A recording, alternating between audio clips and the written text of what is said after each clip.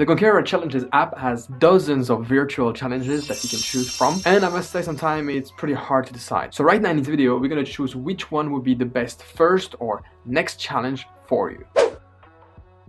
Quickly, if you don't know what a virtual challenge is, I've explained this many times through all the reviews that I did, because now I've already done 6 reviews about 6 different virtual challenges that I've done with the Conqueror Challenges app. In a very few words, a virtual challenge is a route that has been predefined by the organizer of the virtual challenge before. It is purely a fixed distance that you have to travel by any means you want. It could be cycling, swimming, walking, or in my case, running. Every activity you will do, wherever you want to do them, all the mileage that you will accumulate through those activities is going to count towards this challenge. The great stuff about virtual challenges is that it's always in a very inspirational route. Therefore, you'll be discovering an area, even if it's virtual. Plus, the Conqueror challenges, they add a lot of milestones on the way so that you get some little reward and get some motivation to go one step further. For instance, you get postcards, or you contribute toward planting a tree every 20% of the way. Then, last but not least, probably the biggest advantage of doing virtual challenges with the Conqueror Challenge app is the online community. There is a strong Facebook group for anyone who has entered at least one challenge, full of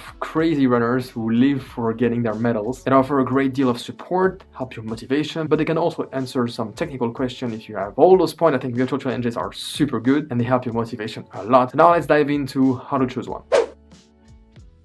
I think there are probably 5 questions you can ask yourself on how to choose your next challenge. The first one is, since a virtual challenge is purely here to help your motivation, is there already one of the routes on all the challenges portfolio that you can find on the website that is inspiring you? For instance, I had a personal attachment to the Kilimanjaro challenge because I've always dreamed about making the ascent to this fantastic mountain. So when I saw the challenge on the website, I knew that I was going to do it no matter what. And after all, the whole point of virtual challenges like this is that it increases your motivation. So find something that inspires you in order to get your motivation going. Second and third question would be that you need to ask yourself, what activity are you going to use towards this challenge? Are you counting every step you're doing every day, or is it purely swimming or cycling or running? Because this is going to be a big difference. And then the next question is, what is your regular mileage in this activity? You need to be able to make an assessment if this is a sort of challenge you can do in a week or in 6 months. For instance, I choose to do all of my challenges with running. If you take the longest challenges on the app, it's the Pacific Crest. It's 4,000 kilometers. This is something that is completely impossible for me in less than a year and a half at least. So if I were to choose this challenge, it would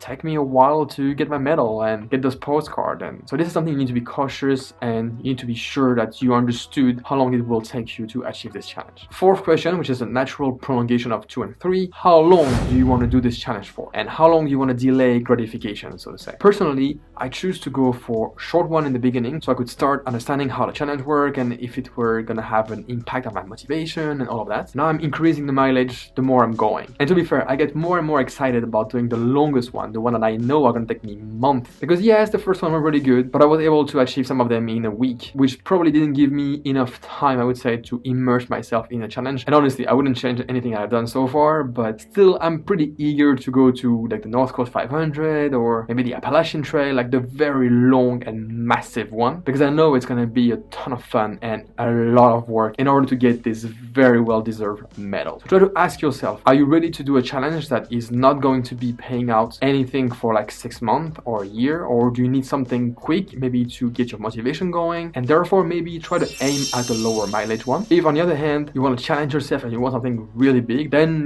go for the heavy one, go for the big one, the one that you know is going to take a year of hard work in order to get your medal, and then the medal will have even more signification to you. Last question, and I know it is a question I think for everyone, it's what is your budget? You pay the same amount for any challenges. Therefore, obviously, if you can pay for a challenge that is going to last a year, that is going to cost you a lot less on average than if you take one that is going to last a week or a month. And I've already had the question on some of the other reviews that I posted on the channel about people saying, oh, but is it worth paying $20 or $25 for something that is only going to give you some motivation for a week? To what I answered that in my case, yes, because I really enjoy doing them and I really enjoy collecting them. But I do understand that sometimes budget could be an issue, and therefore therefore I would say that if budget is an issue and you are okay delaying gratification a little bit, then definitely go for the heavy one, for the hard ones, the one that are going to take months for you to achieve. That's it, guys. I hope you liked it. I hope it helped you decide which challenge that you were going to go for. Please drop it in the comments which is the next challenge for you and how did you come up with this choice. Please also give a thumbs up to this video. I really want to push this video to more viewers because I think virtual challenges are super good and they're still not very known by a lot of runners. And I think if people were to see all the motivation you can gain from it, I think we can put a lot more people into running thanks to that. Audiobook recommendation, because there is always one. I started on this new challenge, the book from Matthew McConaughey, Green Lights. Super cool book to listen to while running. It's gonna help me a lot towards this new challenge that I'm preparing, which is the Iron Wall. So I'll drop a link in the comment if you want to try. There's still a 1-month free trial for Audible, so it's completely for free. You can download the book for free, try it for a month. If you don't like it, you cancel. If you like it, you keep it. Don't hesitate to DM me on Instagram if you have any question, and also follow on Strava. Kudos are very much appreciated there. Now I'm going to leave you with a full series of reviews that I've done about the 6 challenges that I've completed so far. Feel free to have a look at them and maybe you will discover one of them that is inspiring to you and that is the one that you want to pursue. Meanwhile, thank you very much for watching and until next time.